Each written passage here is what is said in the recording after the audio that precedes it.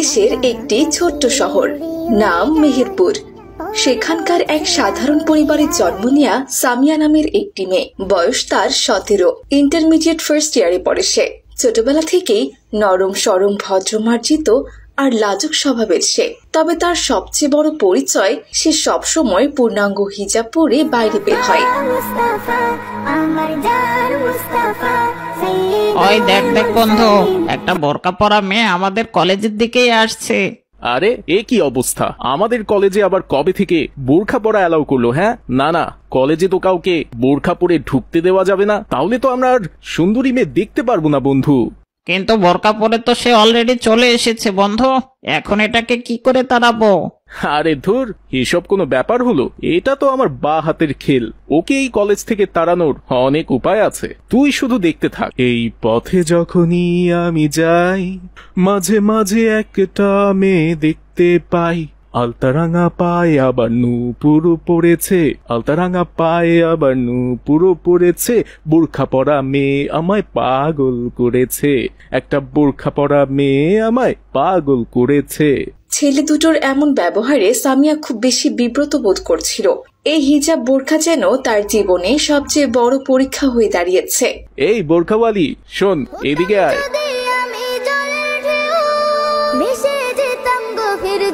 আপনারা আমাকে ডাকছেন? হ্যাঁ হ্যাঁ, তোকেই ডাকছি। এই কলেজে বোরখা পরা তুই ছাড়া আর কেউ নেই। বোরখা পরা মাত্র এক পিস তুই আছিস। এদিকে আয়, আয় বলছি।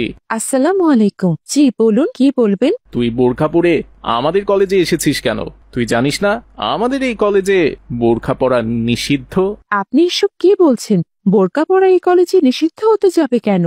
আমি তো কলেজের কোনো রুলসে দেখলাম না যে বোরকা নিষেধ করা হয়েছে।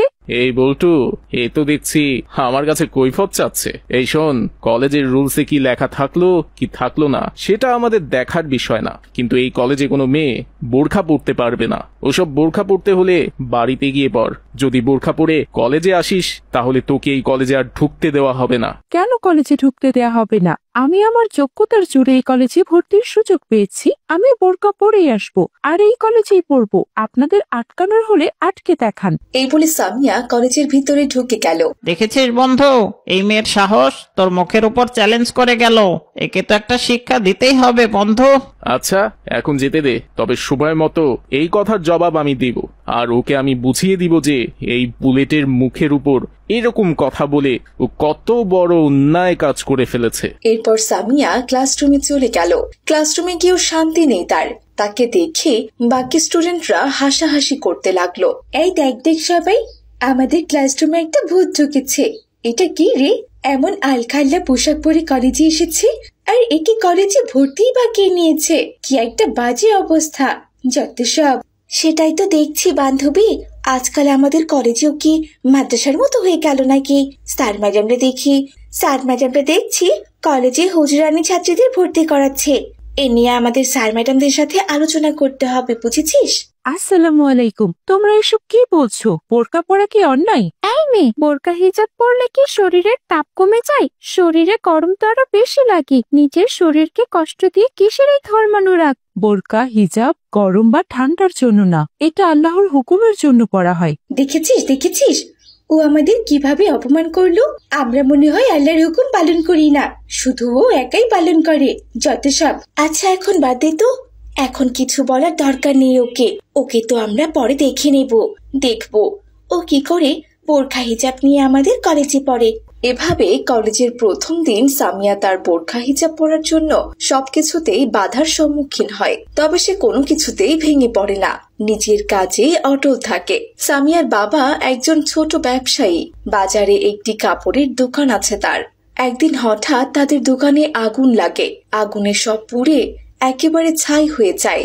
তারপর ঋণ, দারিদ্র্য আর মানুষের করুণার উপর নির্ভর করে দিন কাটতে শুরু করে তাদের। কলেজের বন্ধুরা সামিয়ার এই দুঃখের খবর জানতে পেরে তাকে আরো বেশি খোঁচা দিতে লাগলো।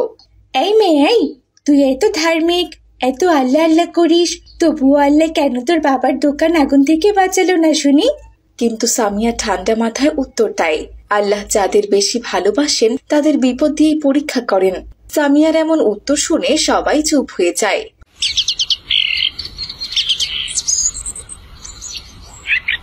রাতে নামাজের পর সিজদায় পড়ে সে আল্লাহর কাছে কান্নাকাটি করতে থাকে। হে আল্লাহ, আমি আপনার পথে সব সময় অবিচল থাকবো। যে কোনো দুঃখে কষ্টে আমার ঈমান যেন ভেঙে না যায়। আমাকে ধৈর্য ধরার তৌফিক দান করুন আর আমাকে সাহায্য করুন, আমিন। কিন্তু দিন দিন সামিয়াদের সংসারে অভাব অনটন বাড়তেই থাকে। বাবার ঋণ শোধ করতে সামিয়া একটি দোকানে পার্ট টাইম সেলস গার্ল হিসেবে কাজ নেয়। সেখানে দোকানদার রমজান মিয়া প্রথমে ভালো আচরণ করলেও কিছুদিন পর ঘুরিয়ে পেঁচিয়ে নানান খারাপ কথা বলতে শুরু করে। শোনো সামিয়া, তুমি যদি হিজাব খুলে একটু স্মার্ট হয়ে কাজ করো তাহলে আমি তোমাকে ভালো বেতন দেব, এমনকি আমার শহরের শোরুমে চাকরি দেওয়ার ব্যবস্থা করব। তুমি কিন্তু অনেক সুন্দরী আছো। রমজান মিয়ার এমন কুপ্রস্তাবে সামিয়া ভয় পেয়ে সে চাকরি ছেড়ে দেয়। যদিও তাদের সংসারে তখন খুবই টানাপোড়েন চলছে, কিন্তু কিছুই করার নেই। এমন খারাপ লোকের চাকরি সে করবে না। এরই মধ্যে একদিন কলেজে সাংস্কৃতিক অনুষ্ঠানের আয়োজন হয়। সবাই সেদিন আধুনিক পোশাকে কলেজে আসে, শুধু সামিয়া বোরখা পরে আসে। মঞ্চে তার নাম ডাকা হলে কেউ কেউ তাকে দেখে হাসতে শুরু করে। ওই দেখ সবাই, বোরকাওয়ালি মঞ্চে উঠেছে। ওকে দেখে তো কালো কাকের মতো লাগছে। ও আবার কি পারফর্ম করবে? ওকে জলদি মঞ্চ থেকে নামিয়ে দাও, তা না হলে আমরাই কিন্তু এই অনুষ্ঠান বয়কট করে চলে যাব। সাথে সাথে একটা হট্টগোল শুরু হলো। তখনই মঞ্চের মাইকে সামিয়া বলে ওঠে, মানুষের পোশাক তার ইজ্জতের ঢাল। আমি আমার ঢাল ত্যাগ করব না, কারণ আমার ইজ্জত আমার ঈমানের সাথে জড়িত। সামিয়ার এমন কথা শুনে পুরো হল এক মুহূর্তের জন্য নিস্তব্ধ হয়ে যায়। তারপর সামিয়া একটি ইসলামিক সঙ্গীত শোনায়।